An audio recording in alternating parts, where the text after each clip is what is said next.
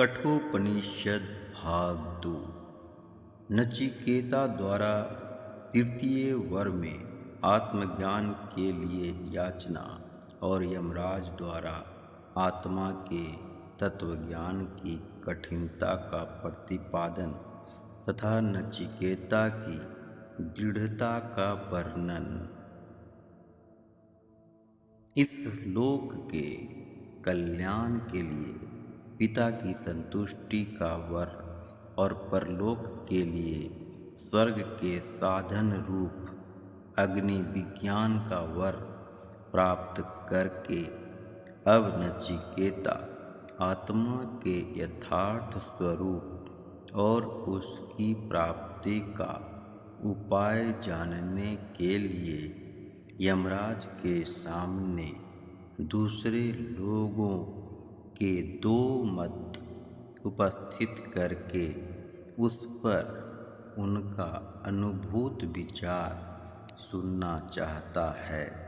इसलिए नचिकेता कहता है कि भगवान, मृत मनुष्य के संबंध में यह एक बड़ा संदेह फैला हुआ है। कुछ लोग तो कहते हैं कि मृत्यु के बाद भी आत्मा का अस्तित्व रहता है और कुछ लोग कहते हैं नहीं रहता। इस विषय में आपका जो अनुभव हो वह मुझे बतलाइए। आपके द्वारा उपदेश पाकर मैं इस रहस्य को भली भांति समझ लूं। बस तीनों वरों में से यही मेरा अभीष्ट तीसरा वर है। में नचिकेता का जो इतिहास मिलता है उसमें तो नचिकेता ने तीसरे वर में पुनर्मृत्यु पर विजय पाने का मुक्ति का साधन जानना चाहा है। नचिकेता का महत्वपूर्ण प्रश्न सुनकर यमराज ने मन ही मन उसकी प्रशंसा की। सोचा कि ऋषि कुमार बालक होने पर भी बड़ा प्रतिभाशाली है, कैसे गोपनीय विषय को जानना चाहता है, परंतु आत्मतत्व उपयुक्त अधिकारी को ही बतलाना चाहिए। अनाधिकारी के प्रति आत्मतत्व का उपदेश करना हानिकर होता है। अतएव पहले पात्र की परीक्षा की आवश्यकता है। यूँ विचार कर यमराज ने इस तत्व की कठिनता का वर्णन करके नचिकेता को टालना चाहा और कहा, नचिकेता, यह आत्म तत्व अत्यंत सूक्ष्म विषय है। इसका समझना सहज नहीं है। पहले देवताओं को भी इस विषय में संदेह हुआ था। उनमें भी बहुत विचार विनिमय हुआ था, परंतु वे भी इसको जान नहीं पाए। अतएव तुम दूसरा वर मांग लो। मैं तुम्हें 3 वर देने का वचन दे चुका हूँ, अतएव तुम्हारा ऋणी हूँ। पर तुम इस वर के लिए जैसे महाजन ऋणी को दबाता है वैसे मुझको मत दबाओ। इस आत्म तत्व विषयक वर को मुझे लौटा दो। इसको मेरे लिए छोड़ दो।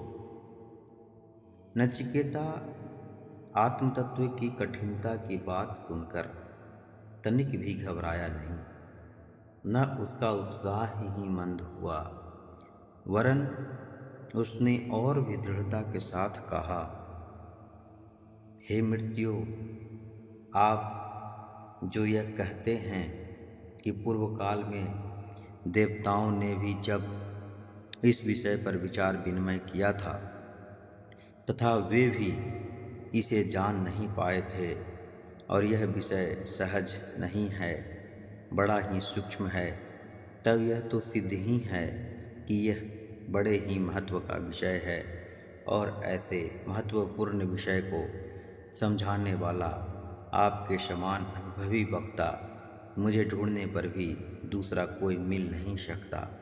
आप कहते हैं इसे छोड़कर दूसरा वर मांग लो, परंतु मैं तो समझता हूँ कि इसकी तुलना का दूसरा कोई वर है ही नहीं।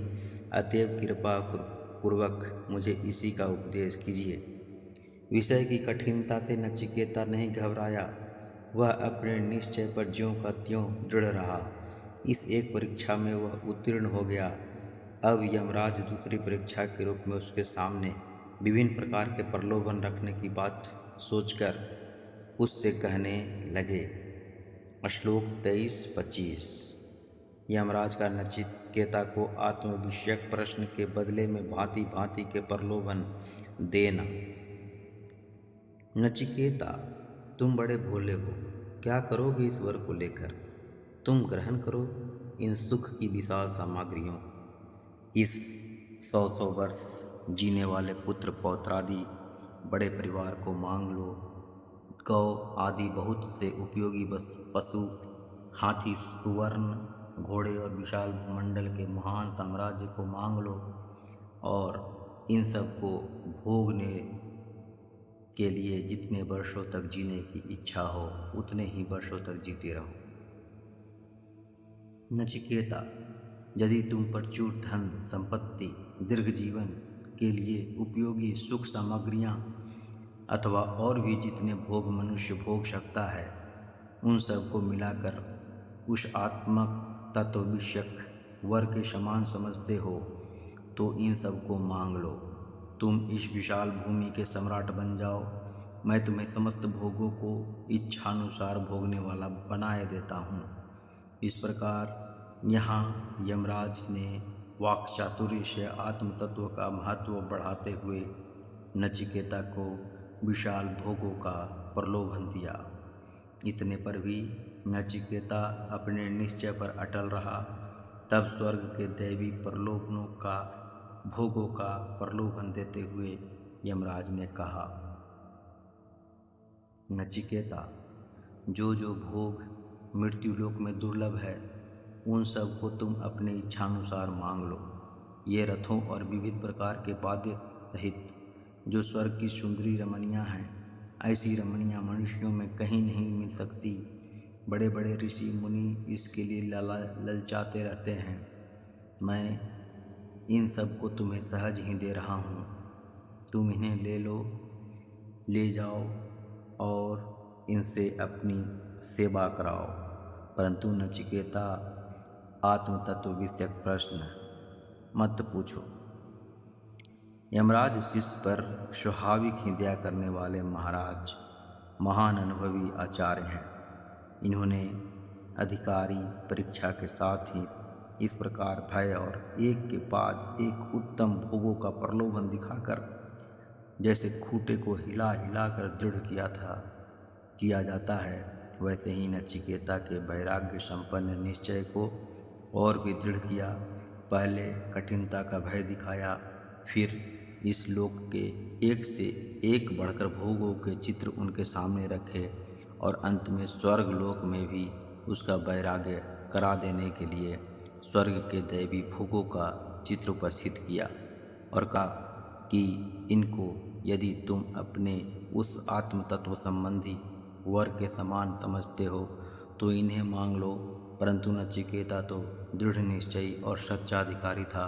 वह जानता था कि इस लोक और परलोक के बड़े से बड़े भोग सुख की आत्मज्ञान के सुख के किसी क्षुद्रतम अंश के साथ भी तुलना नहीं की जा सकती। अतएव उसने अपने निश्चय का युक्तिपूर्वक समर्थन करते हुए पूर्ण वैराग्य युक्त वचनों में यमराज से कहा, नचिकेता की परम वैराग्य उक्ति तथा आत्म तत्व जानने का अटल निश्चय। हे सबका अंत करने वाले यमराज, आपने जिन भोग वस्तुओं की महिमा के पुल बांधे हैं वे सभी क्षणभंगुर हैं। कल तक रहेंगी या नहीं इसमें भी संदेह है। इनके संयोग से प्राप्त होने वाला सुख वास्तव में सुख ही नहीं है। वह तो दुख ही है। ये भोग्य वस्तुएं कोई लाभ तो देती ही नहीं, वरन मनुष्य की इंद्रियों के तेज और धर्म को हरण कर लेती है। आपने जो दीर्घ जीवन देना चाहा, वह भी अनंत काल की तुलना में अत्यंत अल्प ही है। जब ब्रह्मा आदि देवताओं का जीवन भी अल्पकाल का है, एक दिन उन्हें भी मरना पड़ता है, तब औरों की तो बात ही क्या है। अतएव मैं यह सब नहीं चाहता। ये आपके रथ, हाथी, घोड़े, ये रमणियाँ और इनके नाच गान आप अपने ही पास रखें। आप जानते ही हैं, धन से मनुष्य कभी तृप्त नहीं हो सकता। आग में घी ईंधन डालने से जैसे आग जोरों से भड़कती है, उसी प्रकार धन और भोगों की प्राप्ति से भोग कामना और भी विस्तार होता है। वहाँ तृप्ति कैसी, वहाँ तो दिन रात अपूर्णता और अभाव की अग्नि में ही जलना पड़ता है।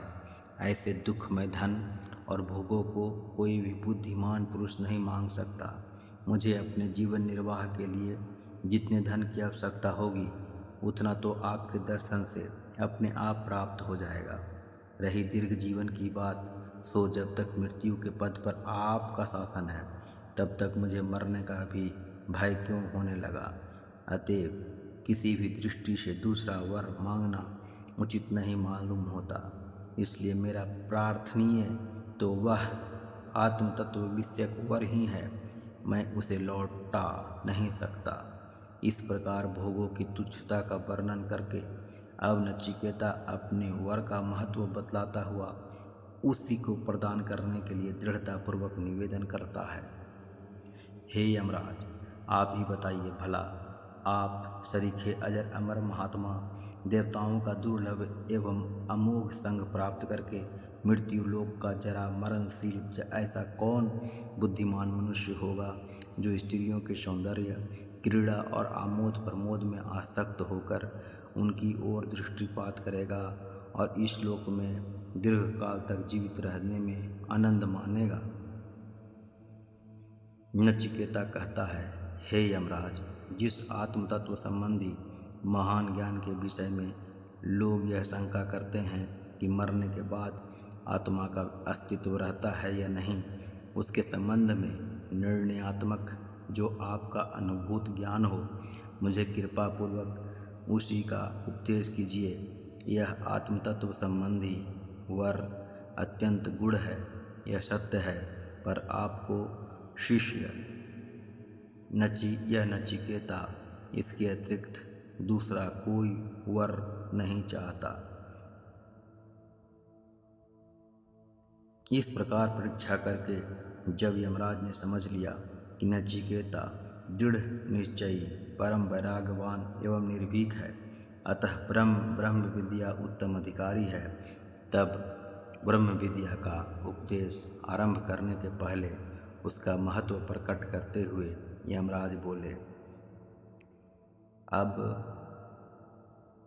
यमराज द्वारा ब्रह्म विद्या के उपदेश का आरंभ और श्रेय प्रेय का विवेचन, इसका पाठ आगे होगा। धन्यवाद। जय श्री राम।